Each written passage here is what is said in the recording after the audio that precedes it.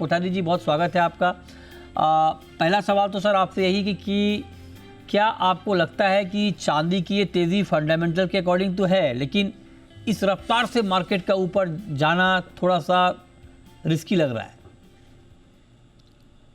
देखिए मृत्युंजय जी, ऐसा है कि चांदी के फैक्टर बहुत से। एक तो पहले लास्ट 2-3 साल से अगर चांदी देखोगे तो एलबीए में लंदन वेयर हाउस के अंदर चांदी शॉर्ट है। चांदी बहुत सी शॉर्टेज चल रही है। दूसरी है कि इस साल आप अगर पूरा देखोगे तो सिल्वर की सिर्फ इन्वेस्टमेंट डिमांड है। सिल्वर की सिर्फ इन्वेस्टमेंट डिमांड है, और कहीं पे भी फिजिकल डिमांड आपको नहीं दिख रही। ना चाइना में है, हांगकांग में भी डिस्काउंट में चल रहा है, दुबई में भी डिस्काउंट में है, इंडिया के अंदर भी डिस्पैरिटी है अभी तक चांदी में। तो मुझे लग रहा है कि सिर्फ इन्वेस्टमेंट डिमांड है। अब कल आपने देखा होगा इनका जॉबलेस डेटा था, वो भी काफी 4.6 के करीब आने से वो माइनस माइनस 20 के आ गया था। तो इस हिसाब से चांदी के अंदर बहुत ज्यादा तेजी रफ्तार बढ़ी। और नई बात है कि जैसे चाइना के अंदर है, जो ट्रेड चलते हैं उसके अंदर भी ओपन इंटरेस्ट आप देखोगे तो बढ़ते नहीं है, बट ट्रेडिंग बहुत ज्यादा हो रही है। एक दिन का कल का अगर खाली वॉल्यूम देखोगे तो 26,000 टन था, जो इनके एक साल की पूरी प्रोडक्शन भी नहीं है, इतना एक दिन का वॉल्यूम हो गया है। तो चांदी में लोगों का अभी भी झुकाव है, इन्वेस्टर डिमांड है। लोग अभी पोर्टफोलियो के अंदर चांदी भी काफी ले रहे हैं, और रिटर्न इतना अच्छा आने की वजह से लोगों का और झुकाव चांदी की तरफ हो गया है। तो चांदी कंजम्पशन भी बहुत बढ़ गई है, नो डाउट है। ईवी ईवी है, सोलर है, पैनल है, अब वो भी सब महंगे होने लग गए हैं। तो चांदी का डिमांड काफी अच्छा है। डिमांड इन द सेंस कि कंजम्पशन ज्यादा अच्छा है इंडस्ट्रियल यूज में। अपने यहाँ पे थोड़ा फिजिकली रुक गया है। ईटीएफ की डिमांड चारों बाजू से आज भी है, तो उसी के हिसाब से चांदी का। और चांदी का मेरे हिसाब से अगर आप पूछोगे तो चांदी थोड़ा यहाँ से करेक्शन आना चाहिए, क्योंकि अहेड ऑफ 20 तारीख के बाद में सब हॉलीडे मूड के अंदर हो जाएंगे, सब क्रिसमस मनाएंगे। तो मेरे हिसाब से चांदी में यहाँ से एक करेक्शन अच्छा आना चाहिए चांदी। और लॉन्ग टर्म के लिए चांदी अगर आप मुझे कहे तो 80-90 डॉलर, $100 भी आए तो कोई बड़ी बात नहीं है, बट फिलहाल थोड़ा करेक्शन है कि एकदम एक्सट्रीमली ओवरबॉट टेरिटरी में है। हाँ, ये बात बिल्कुल आपने ठीक है कि ओवरबॉट मार्केट हो चुका है। तो सर, जब आप करेक्शन की बात कर रहे हैं कोठारी जी, तो आपके हिसाब से कितना करेक्शन एक्सपेक्ट करना चाहिए एक बायर को? देखिए अभी चांदी अगर आप जैसा मानो तो 55 और 60 डॉलर के बीच में बेस्ट पाएंगे।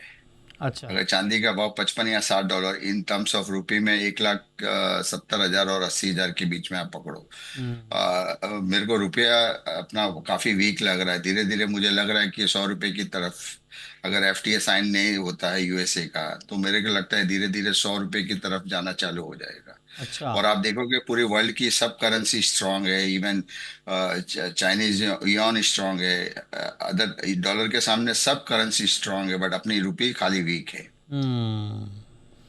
ओके। तो तो ये राय आपकी चांदी पर बन रही है। तो सर, मैं दो सवाल आपसे पूछना चाह रहा हूँ अलग अलग। एक तो ये कि जो इन्वेस्टर हैं, जो इस रैली में अब तक एंटर नहीं कर पाए हैं, उनके लिए क्या इस भाव पर ख़रीदना ठीक है चांदी? मैं इंडियन रुपी में पूछ रहा हूँ सर, या थोड़ा वेट करना चाहिए? देखिए, दिवाली के टाइम पे भी 1,80,000 में लोग बोल रहे थे काफी महंगी है। मुझे लग रहा है कि चांदी कोई भी भाव में आप इन्वेस्ट कीजिए। हम्म। थोड़ा आज अभी जैसे आज $3 की तेजी आ गई, तो थोड़ा बहुत करेक्शन आए उस प्राइस के ऊपर आप खरीद सकते हो। 195 2 लाख के आसपास भी हो तो चांदी आप खरीद सकते हो हम्म। इन्वेस्टर के लिए। हम्म। लॉन्ग टर्म चांदी अभी भी बहुत बुलिश है, कोई सेलर ही मार्केट में नहीं है। अगर अच्छा। आप देखोगे तो कोई प्रॉफिट टेकिंग आज आनी चाहिए। हम्म। उसके बाद में कोई सेलर गोल्ड और सिल्वर में अगर आप देखोगे अच्छा, गोल्ड के अंदर पूरा का पूरा अभी भी सेंट्रल बैंक बाइंग कर रही है। कहीं ना कहीं से थोड़े भी करेक्शन आता है तो सेंट्रल बैंक खड़ी है बाइंग करने के लिए। तो हम्म। गोल्ड भी ऐसी है, तो गोल्ड जब रुक जाता है तो फिर सिल्वर में तेजी आनी चालू हो जाती है। और आप अगर रेशियो देखोगे तो 65-50 के आसपास रेशियो आ गया है, हम्म। जो काफी सालों के बाद में है। मेरे ख्याल से 2012 में एक बार, 13 में आया था, और उसके पहले आया हुआ था। उसके बाद में राइट। चांदी का रेशियो 107 था। लास्ट 2 3 महीने पहले अगर आप देखो तो 107 रेशियो था, और आज अभी 65-50 का रेशियो है। अच्छा, जिनके पास चांदी है सर, मान लीजिए किसी ने 50-60 हज़ार, 70 हज़ार, 80 हज़ार के भाव पर चांदी खरीदी है, उनके लिए प्रॉफिट बुक करने का मौका है क्या ये प्राइस?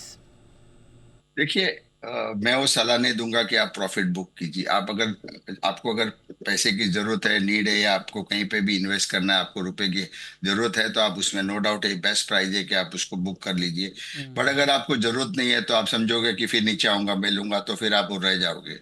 मेरे हिसाब से सही सलाह नहीं है कि आप बेच के फिर राह देखोगे। अगर आपको जरूरत है, नीड है, तो आप उसको बेचिए।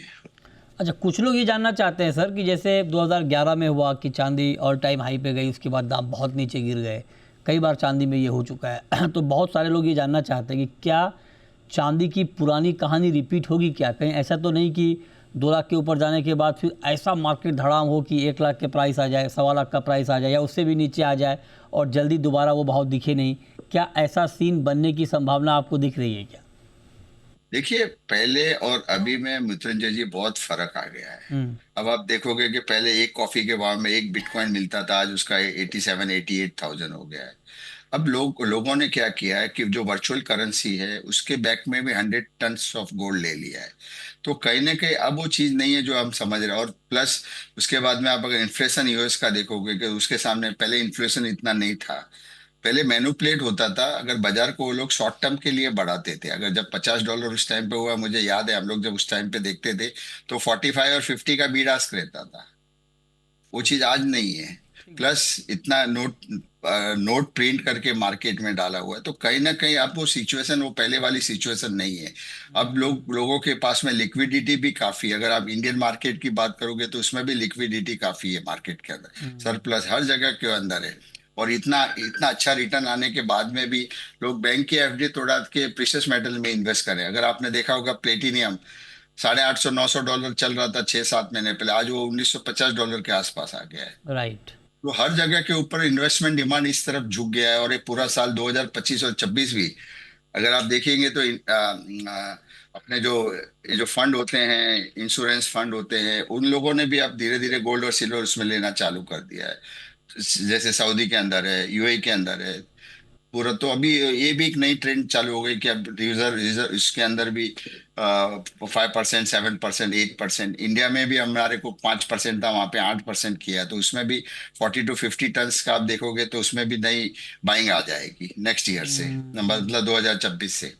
तो कहीं ना कहीं डिमांड एज यूजुअल मुझे लगता है कि काफी अच्छा रहेगा। और 2026 सोना और चांदी के लिए तो और भी अच्छा रहेगा, सुनहरा रहेगा। परफेक्ट। ठीक है सर, बहुत शुक्रिया कोठारी जी आपका। बहुत डिटेल में आपने सिल्वर के ऊपर बात की और आपने हमारे ऑडियंस को बताया कि अभी उनको चांदी में करना क्या चाहिए। बहुत शुक्रिया।